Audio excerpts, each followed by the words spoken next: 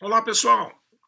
Sou o professor Geraldo, novamente me dirigindo a você para continuarmos os nossos estudos a respeito da ótica que começamos na semana anterior. Nessa semana nós ainda vamos trabalhar com a primeira unidade temática, que nos traz os fundamentos da ótica. Assim foi já na semana passada. É saudável fazermos uma rápida recapitulação, afinal, do que nós tratamos. Na aula gravada, aliás, primeiro na aula síncrona, foram estudados os conceitos fundamentais da ótica. Definição da ótica, classificação, falamos a respeito das fontes de luz, primária, secundária, vimos o porquê das cores dos objetos que nos cercam, falamos de luz mono e policromática, falamos dos meios de propagação da luz e finalizamos aquele encontro com o conceito de raio de luz e depois feixe e pincel luminoso. Vamos precisar hoje lembrar que um feixe luminoso pode ser de três tipos, lembra? Divergente, convergente ou cilíndrico, nesse caso também chamado paralelo. Isso foi então na aula ao vivo, na aula síncrona. Depois na aula gravada, não menos importante, nós vimos os princípios da ótica geométrica. Os três princípios, foi até citado um quarto, em que a ótica se fundamenta. Quais eram eles? Princípio da propagação retilínea, princípio da independência e princípio da reversibilidade. Depois, o quarto princípio, falou lá do tempo mínimo. E sobre isso resultaram exercícios que recaíram em matemática, em semelhança, sobre sombra e também sobre a câmara escura de orifício, que era uma das principais aplicações do princípio da propagação retilínea da luz. Dando sequência a essa abordagem ainda básica, na aula de hoje nós vamos falar dos sistemas ópticos. Esse é o título desta aula. Os sistemas ópticos, e haverá outra aula gravada, 2 encontros gravados essa semana, para que falemos dos fenômenos ópticos. E daí também faremos exercícios a respeito do que eu vou conceituar agora também. O que vem a ser sistemas ópticos? Tudo aquilo que a gente usa para, de alguma forma, modificar a propagação da luz de uma forma que não seja adequada, é um sistema óptico. Por exemplo, você pode ter algum defeito de visão, como eu tenho. Eu não consigo ver de perto. A minha ametropia, assim que se chama, é presbiopia. Não é hipermetropia, cujo sintoma é o mesmo. Mas no meu caso, a partir dos 40 anos, eu tenho 41, bom, no meu caso, eu tenho, a maioria das pessoas, a partir dos 40 anos de idade, começam a ter problemas de enxergar de perto, devido ao endurecimento do cristalino. Então eu uso óculos para que eu possa enxergar melhor as coisas próximas, ler jornal, por exemplo. Então os óculos são um sistema óptico, com eles eu consigo ver melhor. Você pode ter interesse em observar coisas pequenas, então você vai apelar para um microscópio. Você quer se barbear, você, moça, quer fazer a maquiagem, então usará um espelho côncavo que amplia, poderá ver assim cravos, pelos encravados, você, rapaz, no seu rosto. Você pode ter interesse, então o espelho côncavo é também um sistema óptico.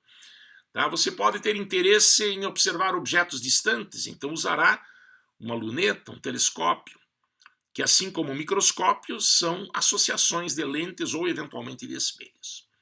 Então os sistemas ópticos servem para isso, para que recebendo luz de algum lugar, por exemplo do planeta distante, modifiquem o caminho que a luz percorre, a fim de que se possa ver de uma forma mais adequada. Num telescópio, o planeta parecerá muito mais próximo do que a olho nu, muitas vezes nem é visível a olho nu. Então, esse é o objetivo dos sistemas ópticos. No fundo, nos dar condições de fazer coisas que sem eles não seria possível fazer. Melhorar a nossa qualidade de vida, é para isso que servem os óculos. Agora, de uma maneira um pouco mais formal, o que são sistemas ópticos? Sistemas ópticos são superfícies quaisquer, algumas refletoras, outras refratoras, algumas que refletem a luz, outras que a refratam, nas quais raios luminosos incidem ou das quais emergem. As duas coisas, na verdade, podem acontecer. Nesse prisma de vidro, por exemplo, já comentado no encontro anterior, incide luz branca, luz que vem do sol, por exemplo, e emerge luz as luzes de várias cores, decomposição da luz, forma-se o arco-íris. Tá? Num espelho plano, aquele cachorrinho, talvez impressionado por estar vendo alguém tão parecido com ele, colocando a patinha no espelho, tá? Esse cachorro está emitindo luz para o espelho e dele emerge luz, permitindo-nos ver alguma coisa que se chama imagem. O cachorro, então, que está na frente do espelho, evidentemente é o objeto, e o outro que está sendo visto lá atrás é a imagem. Aqui nós temos um exemplo de espelho convexo. Um senhor, aparentemente de barba, já de certa idade, está segurando naquilo que parece ser uma bola de árvore de Natal. Isso é também um espelho convexo, assim chamaremos futuramente. Você percebe a diferença entre as qualidades da imagem fornecida pelo espelho convexo e pelo espelho plano? Enquanto o espelho plano não amplia nem reduz, o espelho convexo claramente fornece uma imagem reduzida. Isso é uma bola de árvore de Natal, quase cabe na mão dessa pessoa. E o corpo do cara por inteiro eu consigo ver. Então essa imagem com certeza é menor do que o objeto. E por ela se formar aparentemente atrás do espelho, num lugar onde realmente a luz não chega, da mesma forma no espelho plano, nós diremos que se trata de uma imagem virtual. Fica claro, portanto, quem é objeto, quem é imagem. Mas voltando aos sistemas ópticos, são, por exemplo, os espelhos, as lentes, os prismas, aqui está um exemplo, a lâmina de faces paralelas, que é uma placa de vidro, e neles estão presentes sempre pontos que são objetos e outros que são imagens. O objetivo desta aula será o de você aprender a reconhecer quem é objeto e quem é imagem. E não apenas isso. Não é tão óbvio, professor, o objeto está na frente do espelho, a imagem está lá atrás. Nem sempre é assim. Porque existem vários sistemas ópticos, não somente os espelhos. Não é essa a forma mais adequada de nós definirmos esses elementos. Na verdade, alguns autores preferem introduzir essas definições mais tarde. O aluno acaba aprendendo isso na marra, mas aprende bem quando ele constrói as imagens fornecidas pelos espelhos côncavos, convexos, lentes, convergentes, divergentes, que vai ser o ápice, digamos assim, da ótica geométrica. Lá você vai aprender isso na marra, mas há uma grande conveniência de aprender desde já. E isto requer, prepare-se, por isso eu reservei o encontro todo só para isso, uma linguagem pouco clara. Termos novos, inclusive, alguns deles não aplicados com frequência no nosso dia a dia. Mas o objetivo é esse. Eu quero aprender a reconhecer com certa formalidade quem é objeto, quem é imagem, e quando que o objeto ou a imagem é real ou virtual. Há pouco nessa imagem, ou nessas imagens que nós vimos, havia um cachorrinho na frente do espelho que era o objeto, outro lá atrás, que não está realmente lá não tem ninguém, que é uma imagem. Da mesma forma, no outro. Certo? Eu também digo que esta imagem, nos dois casos, é uma imagem virtual, a princípio argumentando que ela é formada num lugar onde a luz realmente não chega. Ela não pode ser projetada. Por exemplo, não adianta você colocar uma tela atrás de um espelho plano esperando projetar alguma coisa lá, como se fosse uma tela de cinema. A luz não chega realmente lá, embora pareça ter alguma coisa atrás do espelho. Quando eu me olho num espelho plano, aquela pessoa simpática lá atrás do espelho se forma num lugar onde não tem nada. Atrás do espelho, sei lá, parede. Se eu tivesse condições de colocar uma tela lá atrás, a luz não chegaria, eu nada veria nessa tela, por isso essa imagem não é real, ela é virtual. Mas uma imagem pode ser real também? Sim, uma imagem pode ser real quando ela se formar num lugar onde a luz realmente chega. O senhor poderia dar um exemplo, professor? Pois não, virá agora. Primeiro, mais exemplos de sistemas ópticos. Nessa figura onde o rapaz está fazendo a barba, obviamente ele vê o seu rosto ampliado. Mas essa imagem ainda é virtual. Eu sei disso porque lá onde parece que o rosto do rapaz está, não tem nada. Eu não posso colocar uma tela para projetar. As características dessa imagem, futuramente será dito, é uma imagem virtual direita, porque ela não está de ponta cabeça. Às vezes ficará de ponta cabeça quando o espelho côncavo estiver muito distante. Experimente pegar aquela concha de servir sopa, aquela concha de prata do faqueiro que os seus pais ganharam de presente no dia do casamento, todo mundo tem em casa. Se você se olhar de longe naquela concha, você vai ver o seu rosto invertido. A imagem nem sempre é direita no espelho côncavo. Nesse caso, porém, é. Ela é direita e é ampliada. Virtual, direita e ampliada. Agora um exemplo de imagem real. Eu já mencionei na aula passada para exemplificar, né, feixe convergente, se não me falha a memória. Os raios que vêm do Sol chegam na forma de feixe cilíndrico, passam pela lente, a lente os desvia e eles se concentram num ponto chamado foco, onde eu posso colocar fogo no papel. Amanhã eu prometo, se estiver fazendo sol, eu levarei a minha lupa, para você ver que eu não estou mentindo, a lupa já está aqui, reservada do meu lado. Se tiver sol amanhã, essa mesma lupa que eu uso para ler bula de remédio, é uma lente de aumento, eu usarei para fazer o que essa foto mostra, tacar fogo em papel e assim descobrir onde está o chamado foco da lente e, consequentemente, a sua distância focal. Isso é uma imagem real. O Sol é um objeto, porque ele está mandando a luz para o sistema. O papel do objeto é mandar a luz para o sistema óptico. E aquilo que sai do sistema vai ser a imagem que ele vai produzir. É uma imagem real, porque ela realmente se forma no papel. A luz realmente chega lá tanto que pega fogo. Há uma concentração não apenas de luz, de calor também. Então aqui está um exemplo de uma imagem real. A imagem real pode ser projetada, a virtual não. Essa é a diferença. O projetor de slide, já antigo, também nos mostra uma situação de imagem real. O slide que é colocado por trás dessa lente, lá atrás do slide ainda existe uma lâmpada para produzir a necessária luminosidade. A luz assim passa pelo slide, passa pela lente. Eu não estou mostrando aqui, mas mais adiante é claro que existe uma tela onde você verá a imagem também ampliada desse slide. Ela é real porque ela vai se formar no lugar onde a luz realmente chega, tanto que ela é projetada. Futuramente veremos, hoje não é necessário saber disso, mas eu posso adiantar que a imagem real é sempre invertida. E por isso, para não ver o slide de ponta cabeça, você coloca o slide de cabeça para baixo. Assim a imagem fica direita. Já repararam isso? Alguém que tem esse equipamento já meio antigo em casa? Qual é o sistema óptico aqui? É a lente, né? A lente que modificou o trajeto da luz, onde a luz incidiu e dela emergiu. O slide é o objeto, é um objeto real, claro, está na frente da lente, a luz realmente passa por ele. E a imagem, por ser projetada na tela, também é real. Com esses exemplos, eu espero que você tenha percebido, mas de uma forma, por enquanto, apenas intuitiva, que existe objeto e existe imagem. E que a imagem, e acredite também o objeto, pode ter essas duas naturezas, real ou virtual. Uma coisa que me chamou a atenção, e brevemente nós estaremos generalizando, é que nessa imagem do cachorrinho, o cachorro que está impressionado com a presença de outro parecido com ele lá atrás é um objeto real. Ele realmente existe, carne e osso, está na frente do espelho, mas a imagem, como já lhe disse, é virtual. Daqui a pouco eu vou lhe dizer que se o objeto fosse virtual, isso existe. Mas não tem como colocar uma coisa atrás do espelho. Realmente não, mas há como se conseguir o objeto virtual. Eu já lhe explico como vai produzir uma imagem real. No espelho plano, objeto e imagem são sempre elementos de naturezas opostas. Isso é, quando o objeto é real, a imagem é virtual e vice-versa. No espelho plano. Em outros sistemas eu posso ter objeto real e imagem real também, tá? Mas no espelho plano é como estou lhe dizendo. Ok? Então, pelos exemplos, você deve ter se convencido de que existem, ao se estudar sistemas ópticos, objeto e imagem, e que esses elementos podem ser real ou virtual.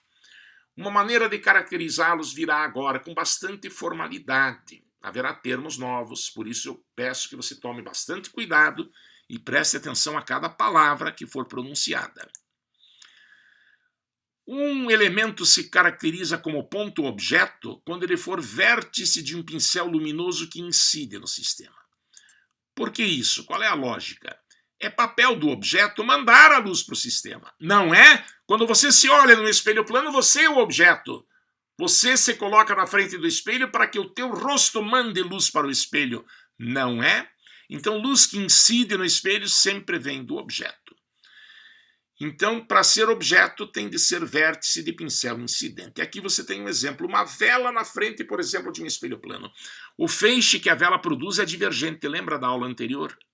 De uma fonte pontual de luz, os raios saem para todas as direções, eles divergem. Esse elemento é um objeto real, por isso eu escrevo por. Será que dá para guardar que vértice de pincel incidente divergente é objeto real? Por que é incidente, professor? Veja as setinhas. Essa luz não está incidindo no espelho? está chegando, não está vazando. Se vazasse, seria imagem.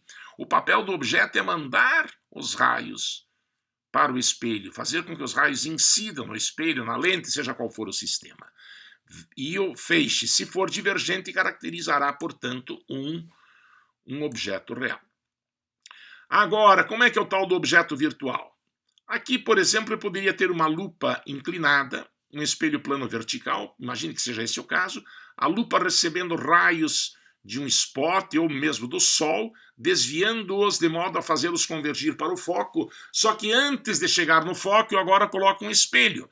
Claro que o espelho fará com que esses raios se reflitam. Pois é, aquilo que está atrás do espelho, se você pensar bem, é vértice de um pincel incidente, é ou não é? Incidente, veja as setinhas, a luz está incidindo no espelho, não é? Por isso que eu digo que é objeto. Quando a luz incide, quando o ponto está associado a um feixe que incide no sistema, é objeto. E ele será virtual sempre que o feixe for convergente, porque nós já vimos que quando o feixe for divergente, ele é um objeto real. Não tem nada atrás do espelho, mas os raios se dirigem para lá, iriam até lá se o espelho não os interceptasse. E o espelho interceptando, o que acontece? Para onde esses raios vão? Eles se refletem e acabam se encontrando na frente do espelho, num lugar onde aqui sim eu poderia tacar fogo em papel. Então aqui eu tenho uma imagem real produzida por um objeto virtual. Lembra do que eu falei há pouco? Se for um espelho plano, objeto e imagem têm sempre naturezas opostas. O cachorro era objeto real, a imagem era virtual. Agora eu estou vendo uma nova situação em que o objeto era virtual, a imagem é real. No espelho plano, objeto e imagem têm naturezas opostas. Da imagem eu falarei daqui a pouco, mas já estou adiantando o que é um peer. Peer é ponto imagem real. E o que é um POV? É ponto objeto virtual. Será que dá para guardar que objeto real é vértice de pincel incidente divergente e objeto virtual é vértice de pincel incidente convergente? Será que dá para guardar isto? É meio complicado, né, professor? Muitas palavras, mas tem gente que pega. Tem pessoas com uma capacidade de memorização incrível. Eu não estou pedindo que decorem nada, mas juro que não estou mentindo. Convido-os a ouvirem esta aula depois novamente.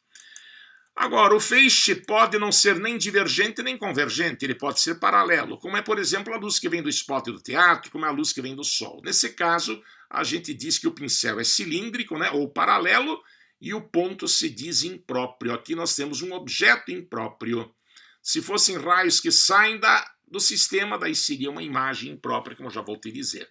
O Sol é um objeto impróprio para todos os sistemas ópticos. Ok?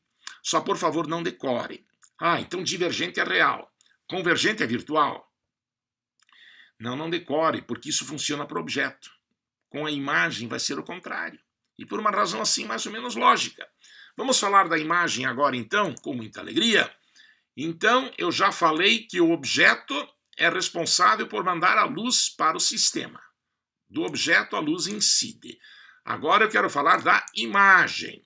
Então, a definição formal é esta. Veja que não tem furo, não tem erro. Um ponto se denomina imagem quando ele for vértice de pincel que emerge do sistema. Sim, porque o papel do sistema, seja espelho, seja lente, seja telescópio, microscópio, seja o que for, o papel do sistema é emitir raios para formar a imagem. A imagem é aquilo que se produz a partir do sistema. Então, nessa primeira figura, poderia ser aquela lupa, né? Onde a formiga morreu queimada aqui. Veja pelas setinhas, essa luz não está vazando do sistema? Vocês não usam o termo emergir, mas usam o termo vazar, ir embora, sair. É a mesma coisa. Então essa luz está emergindo, por isso eu sei que ela é uma imagem. E sei que ela é real porque a luz realmente chega aqui, pega fogo. E estou vendo que esse feixe é convergente. Por isso nunca esqueça, feixe, vértice de pincel emergente. Convergente vai ser sempre um peer, uma imagem real. Já esse outro caso poderia ser o caso da luz com raios paralelos, feixe cilíndrico chegando numa lente divergente. Futuramente eu vou explicar qual é o formato da lente que permite isso. É a lente que corrige, por exemplo, a miopia. Quem é míope usa a lente desse tipo, divergente. Tá? É a lente do olho mágico dos apartamentos, que dá imagem reduzida e nunca invertida. Pois é, Este ponto, se você olhar, que seria o vértice, o ponto de encontro dos raios que estão saindo desse sistema, é uma imagem com toda certeza porque está emergindo, saindo. O que sai do sistema tem a ver com imagem. Tá? E como não existe nada lá, naquele ponto de onde esses raios parecem provir aos olhos de um observador que esteja aqui, eu digo que aquele ponto é virtual. Será que você conseguiria guardar? Aí não tem exceção. Vértice de pincel emergente divergente é sempre uma imagem virtual. Foi o que eu disse. Vértice de pincel emergente divergente é imagem virtual. Emergente é sempre imagem. E divergente, você viu aí, caracteriza o elemento como associado a um ponto onde a luz realmente não está chegando. E podemos ter a imagem imprópria também. Então, por exemplo, numa grande sala, você coloca uma lâmpada de filamento. E aí coloca uma lupa. O feixe divergente, ao chegar na lupa, a lupa tenta fazer convergir os raios, ou você obtém um spot de teatro, um farol de automóvel, por exemplo. Essa luz que está saindo do sistema caracteriza uma imagem, porque as setinhas indicam luz que está emergindo, e é impróprio porque o feixe é paralelo. Tá? Pincel cilíndrico dá elemento impróprio, podendo ser imagem ou objeto, como foi há pouco o caso do Sol. Há uma conveniência muito grande de você guardar essa linguagem, que não é fácil, porque as palavras, além de algumas não estarem presentes na linguagem do dia a dia do jovem, por exemplo, emergir, é uma palavra que você usa pouco, né? Elas têm sufixos parecidos, não é? Emergente, incidente, convergente, divergente, dor de dente. Pô, as palavras são tão parecidas, eu vou acabar me confundindo. São razões fortes para que essa assimilação não seja rápida. Por isso que você terá agora apenas a aula teórica e o exercício depois na aula seguinte, junto com os fenômenos luminosos. Para encerrar esta aula, eu, se fosse você, eu anotaria esse resumo que vem agora. É muito útil. Não estou pedindo que você decore coisa alguma. Mas se você escrever num papel e depois acompanhar os exercícios com os slides da outra aula, vai facilitar a tua vida. Em resumo, o que você ouviu nos últimos minutos foi que o vértice de um pincel luminoso incidente no sistema é objeto. Porque o objeto tem de mandar a luz que vai então incidir no sistema. Quando for convergente é virtual, lembre da figura do primeiro slide lá, quando caracterizamos os objetos. Quando for divergente é real. Quando for convergente é virtual, quando for divergente é real, como uma vela na frente de um espelho plano. Agora, a luz emergente caracteriza a imagem. Espera-se que o sistema produza a luz que sai dele a fim de demonstrar uma imagem. Nesse caso é o contrário de antes. Quando é o feixe convergente passa a ser uma imagem real e quando é divergente é virtual. E quando é cilíndrico é impróprio o elemento, seja objeto ou seja imagem. Certo? Se eu fosse você, daria um pause na aula, naquele slide anterior, e anotaria essa classificação no papel. Tá? Nas atividades, no questionário, nos exercícios da próxima aula gravada, isso vai ser bastante trabalhado. Tá? É uma coisa que eu não vou ficar muito preocupado se não ficar muito claro agora, porque se você acaba aprendendo na marra, né, não saber o que é real, o que é virtual, o que é objeto, o que é imagem, é incompreensível, é inconcebível quando se estuda seriamente espelhos e lentes. Eu tenho certeza que vocês aprenderão mais cedo ou mais tarde, mas se puderem aprender desde já, vai facilitar muito a nossa vida. Ok? Agradeço de montão pela sua paciência em me ouvir, com tantos detalhes, né? Mas me parece conveniente que seja assim, e espero revê-lo no nosso próximo encontro. Tá? Prometo fazer a experiência, tá? Você que está pedindo experiências, depende de ter sol amanhã, depende dessa lupa ter uma convergência adequada, potência suficiente e da experiência ser bem sucedida, porque eu não quero pagar mico também. Faremos essa experiência, daí vamos na própria experiência reforçar muita coisa que foi falada aqui e também depois na segunda aula gravada. Um forte abraço, até breve.